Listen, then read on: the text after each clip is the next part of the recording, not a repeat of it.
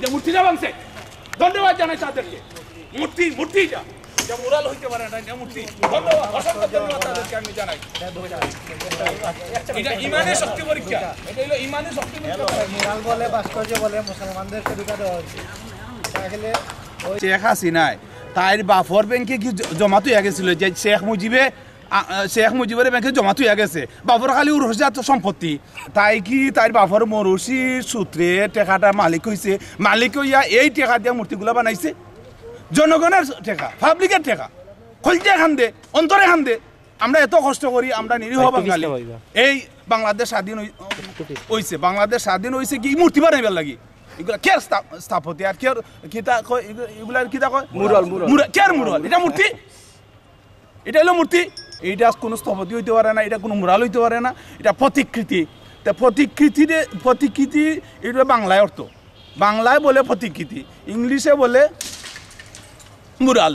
এখন আমরা খুশি, আরো খুশি হইব যে যেটা বাকি আছে ওইটা যে ভাঙ্গা হয়ে যায়, ওনারা নিজ উদ্যোগে যদি সরাইয়া ফেলেন। এবং এছাড়াও বিভিন্ন শোরুমে, দোকানে, কাপড়ের দোকানে যেগুলা ইয়ের নামে মূর্তিগুলা, মাথাওয়ালা মূর্তিগুলা আছে, আমরা ওই কাপড়ের দোকানদের ওনার মালিকদেরকে বলবো যে ওনারা যাতে নিজ উদ্যোগে এগুলা সরাই ফেলেন। নাহলে তখন হঠাৎ যে ছাত্র জনতা আন্দোলন শুরু করবে, আন্দোলনের ফাঁকে ওনাদের ব্যবসা প্রতিষ্ঠানে লস হবে, ভাঙ্গাভাঙ্গি হবে। শেখ মুজিবুর রহমান এ তো পাপের প্রায়শ্চিত্ত। এই বাংলাদেশ স্বাধীন হওয়ার পরে, তখন আমি ছোট ছিলাম, আমরা তো লেখাপড়া করিয়া আমরা তো পাইছি, ইতিহাসে পাইছি যে এই শেখ জামালে মেজর জিয়ার বৌরে নিয়ারি অত্যাচার করছে, নির্যাতন করছে। কালি শুনি পাকিস্তানি মিলিটারিরা নির্যাতন করছে। কে পাকিস্তানি মিলিটারি? পাকিস্তানি মিলিটারি যদি নির্যাতন করে তাহলে শেখ মুজিবর ভয় শেখ কামালে আর শেখ জামালে কি করছে? এটাই হলো তার অপরাধ, এটা বিচার চাইছিল। শেখ জিয়া কি করছিল? শেখ জামালের আর শেখ কামালের বিচার চাইছিল মুজিবের কাছে। মুজিবে কি বিচার করছিল? সোনার মুকুট ফরাইয়া বাংলাদেশ স্বাধীন হয়েছে, অনাহারে দুর্ভিক্ষে মানুষ মারা দিতেছে।